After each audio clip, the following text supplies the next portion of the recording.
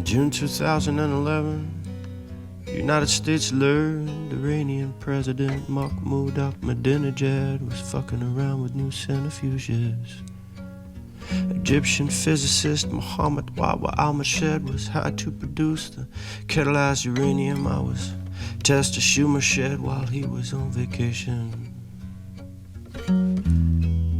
Keep Iran from activating short-range nuclear weapons to destroy Israel. I got some really bad intelligence. Shot an old male hotel maid who was just making the physicist's bed.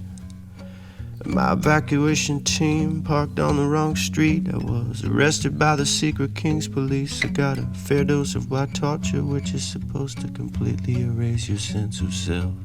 I'm showing several signs of increasing mental instability. Talking to my wife would be, well, that would be awfully nice.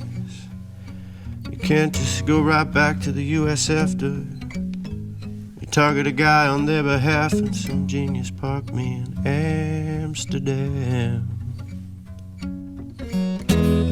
I just been getting baked, just looking up at birds,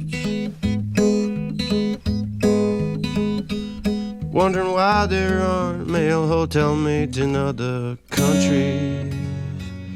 You never see that, never see that.